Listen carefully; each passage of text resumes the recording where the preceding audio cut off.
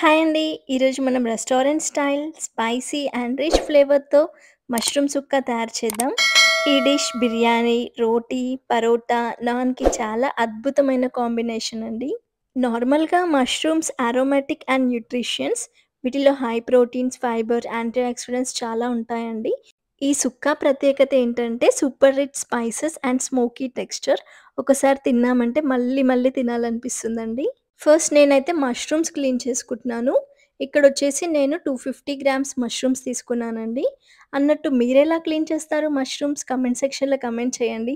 నేనైతే ఇలా పీల్ తీసేసి మష్రూమ్స్ పైన ఉన్న పొట్టు తీసేసి, మళ్ళీ వాటిని నీట్‌గా వాష్ చేసుకొని అలా క్లీన్ చేసి పెట్టుకుంటానండి. పెద్ద సైజ్ ఉన్నాయి కాబట్టి ఒక్క దాంట్లో నేను 4 పీసెస్ లాగా కట్ చేశాను.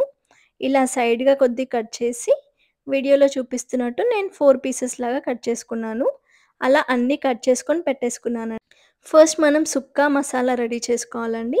దీనికోసం ఒక 4 ఎండుమిర్చి, ఒక స్పూన్ ధనియాలు, హాఫ్ స్పూన్ మిరియాలు, పావు స్పూన్ మెంతులు, హాఫ్ స్పూన్ జీలకర్ర, హాఫ్ స్పూన్ సోంపు, 1 ఇంచ్ దాల్చిన చెక్క, 4 లవంగాలు, 2 ఇలాచీ వేసి దోరగా వేయించుకోవాలండి. సన్న మంట మీద దోరగా వేయించుకొని, అవి చల్లారాక మనం మెత్తగా పౌడర్‌లాగా గ్రైండ్ చేసి పెట్టుకోవాలి. ఇప్పుడు స్టవ్ మీద ఒక పాన్ పెట్టుకొని, దాంట్లోకి 2 స్పూన్స్ వరకు ఆయిల్ వేసుకొని, ఒక పెద్ద సైజ్ ఆనియన్‌ని చిన్న పీసెస్ లాగా కట్ చేసి యాడ్ చేసుకోండి.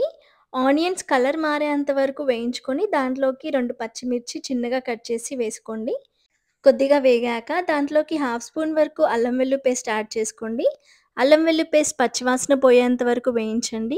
దాంట్లోకి హాఫ్ స్పూన్ పసుపు, ఒక పెద్ద సైజ్ టమాటోని చిన్నగా కట్ చేసుకొని వేసుకోండి. టమాటోస్ మగ్గేంత వరకు సాఫ్ట్‌గా అయ్యేంత వరకు కుక్ చేసుకొని, దాంట్లోకి మనం ముందుగా రెడీ చేసుకున్న సుక్కా మసాలా 2 స్పూన్స్ వరకు యాడ్ చేసుకోండి. మసాలా అంతా బాగా మిక్స్ అయ్యేలాగా కలుపుకోండి. నెక్స్ట్ టేస్ట్‌కి సరిపడా సాల్ట్ యాడ్ చేసుకోండి. నేనిక్కడ 1 స్పూన్ వరకు సాల్ట్ యాడ్ చేసుకున్నాను. సాల్ట్ అంతా బాగా మిక్స్ చేసుకోండి. ఇక్కడ నేను కారం ఏం యాడ్ చేయట్లే అండి. ఆల్రెడీ మనం ఎండుమిర్చి, పచ్చిమిర్చి యాడ్ చేసాం. టమాటోస్ ఇలా సాఫ్ట్‌గా మగ్గాక మనం మష్రూమ్స్ యాడ్ చేసుకోవాలి. ఈ మష్రూమ్స్ మన మసాలాకి బాగా పట్టేలాగా కలిపేసుకోవాలండి. బాగా కలిపేసుకొని మూత పెట్టుకొని మగ్గించుకుందామండి.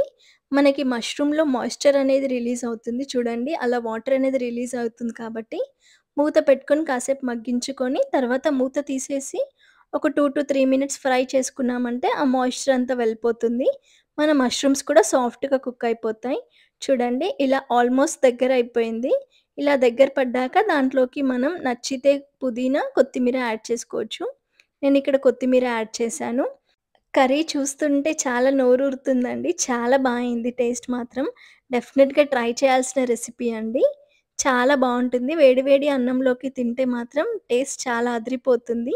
చపాతీలోకి, బిర్యానీలోకి కూడా కాంబినేషన్ చాలా బావుంటుంది. ఈ వీడియో మీకు నచ్చిందనుకుంటున్నాను. నచ్చితే please like, share and subscribe to my channel.